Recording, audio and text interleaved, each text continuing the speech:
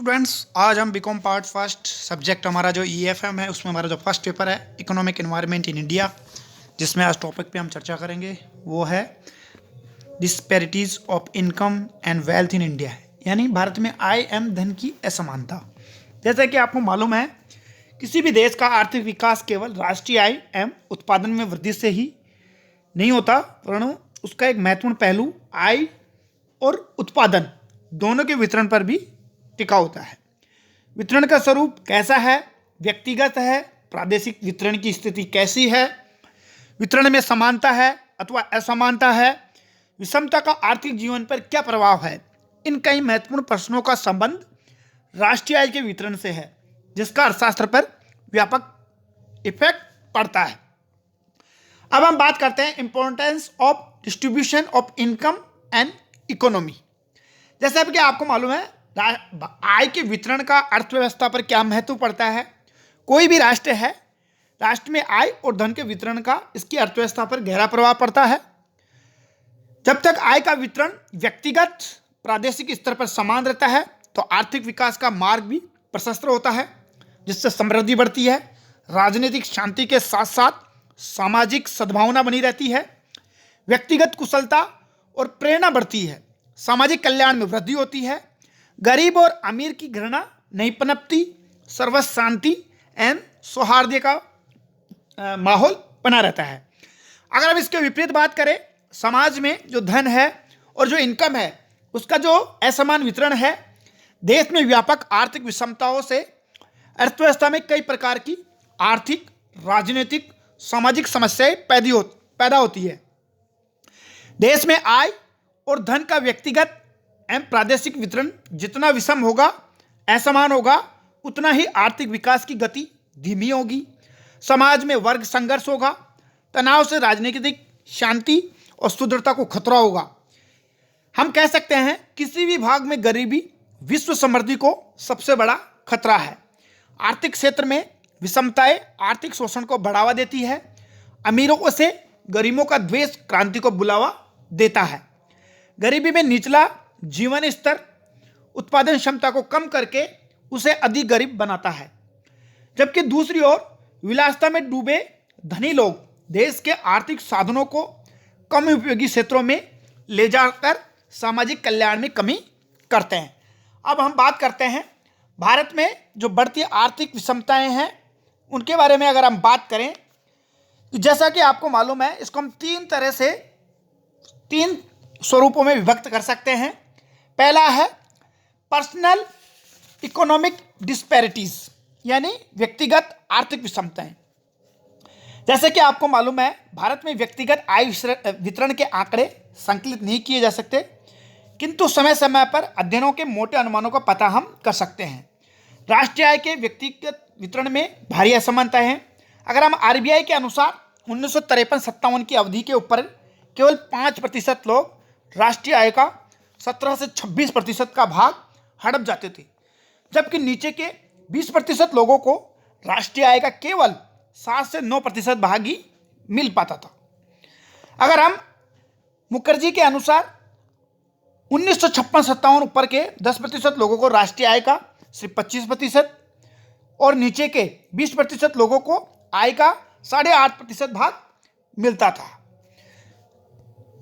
दूसरा है regional disparities of income and India, यानी भारत में आय वितरण में प्रादेशिक असमानताओं की अगर हम बात करें, क्योंकि भारतीय अर्थव्यवस्था एक विशाल अर्थव्यवस्था है, उसमें विभिन्न क्षेत्रों में आय वितरण में काफ़ी असमानता है। आर्थिक दृष्टि से विकसित और प्राकृतिक दृष्टि से संपन्न राज्यों में जो प्रति व्यक्ति आय है बहुत अधिक है, जबकि पिछड़े राज्यों में प्रति व्यक्ति आय बहुत कम है।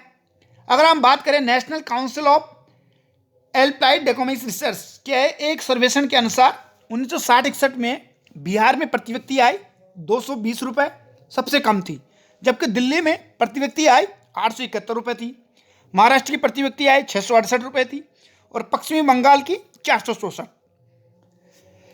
अगर हम बात करें 1981-82 में पंजाब की प्रति व्यक्ति आय की बात करें तो 3332 हो गई और 1987-88 में ये बढ़कर 6303 हो गई। 1992-93 में 12438 हो गई और 13-14 में यानी कि 5वां स्थान था। दूसरी ओर अगर हम बात करते हैं हरियाणा की, तो 2581 से बढ़कर 1,32,981 हो गई, यानी राज्यों में इसका दूसरा स्थान था। अगर हम राजस्थान की बात करें, 1981-82 के अनुसार प्रति व्यक्ति आय थी वो 1417 थी, और 13-14 में ये बढ़कर 65,098 हो गई, और राज्यों में जो स्थान था वो हमारा 13वां स्थान था। अब हम बात करते हैं कि causes of economic disparities in India, यानी भारत में आर्थिक विषमताओं के कौन कौन से कारण है। सबसे पहले हम अगर देखें भारतीय अर्थव्यवस्था में जो आर्थिक विषमताएं हैं उसके कई कारण हैं।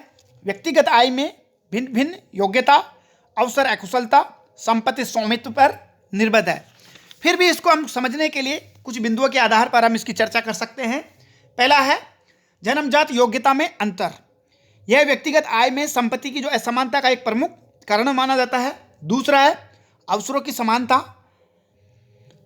तीसरा है व्यावसायिक भिन्नता, जिसके अंतर्गत अगर हम संपत्ति एवं भूमि स्वामित्व की भावना की बात करें तो पूंजीवादी अर्थव्यवस्था में संपत्ति एवं भू स्वामित्व की आर्थिक विषमता का मानी जाती है। चौथा है उत्तराधिकारी, क्योंकि हमारे देश में प्रचलित है प्रथा है कि पैतृक संपत्ति पुश्त दर पुश्त विरासत के रूप में उसके उत्तराधिकारियों को मिलती रहती है।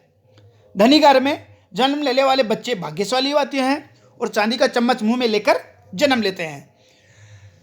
अगला बिंदु है मुनाफाखोरी एवं चोर बाजारी। भारत में आर्थिक विषमता बढ़ने में दो महत्वपूर्ण तत्व है, वो है आवश्यक वस्तुओं का समान अभाव भारतीय अर्थव्यवस्था में एक अंग सा बन गया है। उद्योगपति और व्यापारी अभाव का लाभ प्रवृत्ति कमाने में ज़्यादा मुनाफाखोरी करने के चक्कर में अधिक लाभ और चोर बाजारी से प्राप्त लाभ संपत्ति की असमानता को जन्म देता है। फिर हम बात करें बेरोजगारी। भारत में कार्यशील जनसंख्या का बहुत बड़ा जो भाग है वो बेकारी यानी बेरोजगारी से ग्रसित है। रोजगार कार्यालयों में पंजीकृत बेकारों की संख्या लगभग 5 करोड़ से भी अधिक है। इस तरह से लोगों को रोजगार नहीं मिल पाता, जिससे आर्थिक विषमता बढ़ी है। व्यक्तिगत आय आदि में असमानता मिलने को देखने को दिखती है। फिर है मुद्रास्फीति। मुद्रास्फीति की हम बात करें तो भारत में मुद्रास्फीति के कारण भी आर्थिक विषमताओं में वृद्धि हुई है। मुद्रास्फीति आय और साधनों को धनिकों के हित में हस्तांतरण करती है, क्योंकि बढ़ी हुई कीमतों का आधिकारिक जो लाभ है वो उद्योगपति, व्यापारियों, विनियोजकों और धनियों को ही मिलता है। फिर है जनसंख्या में विस्फोटक वृद्धि। भारतीय अर्थव्यवस्था में आर्थिक विषमता का एक प्रमुख कारण ये भी माना जाता है, जहां एक और देश में आर्थिक साधनों का जनभार बढ़ने से प्रति व्यक्ति आय में तेजी से वृद्धि नहीं हो सकी, तो दूसरी ओर निर्धन वर्ग में ऊंची जन्म दर और अधिक संतानें उनकी गरीबी का कारण बन जाती है। फिर है करों की चोरी। जब ऊंची आय वाले लोगों की द्वारा करों की चोरी करते हैं तो उनकी आय और संपत्ति बढ़ती है, जबकि ईमानदारी से कर चुकाने वालों की आयकर राशि तुलनीय घट जाती है। जो जितना अधिक कर देते हैं उतने ही उसकी अधिक आय आर्थिक विषमता को बढ़ावा देती है। तो इस तरह से हम इन बिंदुओं को हम यानी कौन कौन से बिंदु है जो आर्थिक विषमताओं के कारण माने जाते हैं उनको हम संक्षिप्त में इनसे समझ सकते हैं। आज की वीडियो में हम इतना देखेंगे। कल हम देखेंगे कि भारत में आर्थिक विषमताएं हैं, यानी इसके द्वारा रिड्यूस करने के लिए गवर्नमेंट इन डिस्पेरिटीज के लिए कौन कौन से कदम उठा रही है या उपाय है, उनके बारे में हम कल चर्चा करेंगे। आज के लिए इतना ही। थैंक यू, धन्यवाद।